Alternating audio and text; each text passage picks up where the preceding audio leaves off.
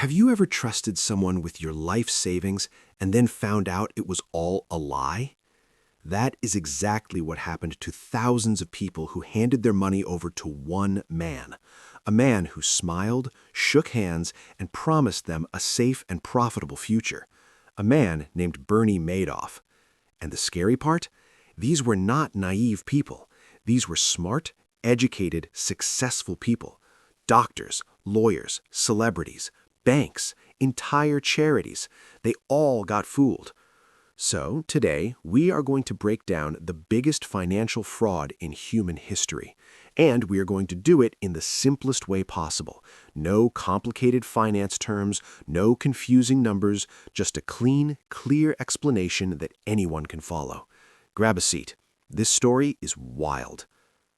Let's start at the very beginning. To understand how Bernie Madoff pulled this off, you first need to understand what a Ponzi scheme actually is. Imagine your friend comes to you and says, "Give me $100 today, and next month I will give you back $110, guaranteed." That sounds pretty good, right? Easy money. So you hand over the cash. Next month, your friend actually does give you $110 back. You are impressed. You tell your family. You tell your colleagues. Everyone starts giving this friend money. But here's the truth. Your friend never actually invested that money anywhere.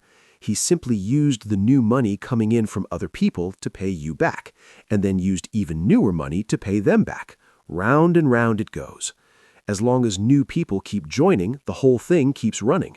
But the moment people stop joining or start asking for their money back all at once, the entire thing collapses like a house of cards.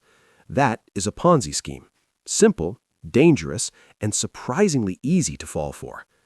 Now, Bernie Madoff did not invent this trick. The scheme gets its name from a man named Charles Ponzi, who ran a similar scam back in the 1920s. But Madoff, he took this old trick and turned it into something the world had never seen before. Bernie Madoff was not some stranger standing on a street corner. He was one of the most respected names on Wall Street.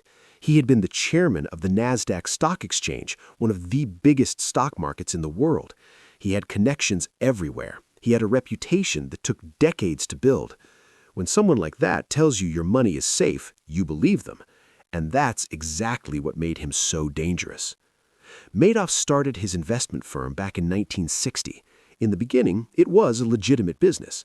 He was smart. He understood markets. He made real money for real clients.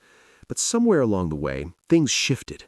Experts believe the fraud began sometime in the 1970s or early 1980s, though Madoff himself later claimed it started in the early 1990s. Either way, at some point, he stopped actually investing the money and started running the Ponzi scheme instead. His strategy was clever. He did not promise crazy returns like some scammers do. He didn't say, "Give me your money and I will triple it overnight." That would raise red flags immediately. Instead, he promised something much more believable: steady, consistent returns, around 10 to 12% per year, every single year, no matter what the stock market was doing. Whether markets were up or down, crashing or booming, Madoff's clients always seemed to be making money. That consistency was the hook, because real investing is unpredictable. Markets go up and markets go down, but Madoff never seemed to have a bad year. And rather than make people suspicious, it made them trust him even more. Here's another thing that made his scheme so effective. He was exclusive. Madoff did not take just anyone's money. You had to be invited. You had to know the right people to even get access to him. He created this feeling that investing with Madoff was a privilege, a secret club that only the wealthy and well-connected could join. And human psychology does something interesting here. When something feels exclusive and rare, people want it even more. Nobody questions the thing they had to work hard to get into. Nobody doubts the club they had to beg to join. So, wealthy individuals, elite hedge funds, major European banks, and even charitable foundations lined up to hand their money over to Bernie Madoff. They felt lucky just to be there. For decades, everything seemed perfect. Clients received their statements every month showing steady, beautiful gains. They recommended Madoff to their friends. Their friends recommended him to other friends. The money kept flowing in. Behind the scenes, though, it was a completely different picture. Madoff had a secret office on the 17th floor of his firm's building. His main business operated on other floors, but the 17th floor was where the fraud happened. A small group of trusted employees worked there, generating fake account statements, fabricating trade records, and creating an entire fictional financial world that did not exist. Real trades? Almost none. Real investments? Barely any. Just paper, just numbers on a screen that had been made up from scratch. And for nearly 40 years, nobody caught it. Now, this is the part that really makes you stop and think. People did try to raise the alarm. A financial analyst named Harry Markopolos spent years investigating Madoff. He ran the numbers, he studied the strategy Madoff claimed to be using, and he concluded very quickly that what Madoff was doing was mathematically impossible. The returns simply could not be real.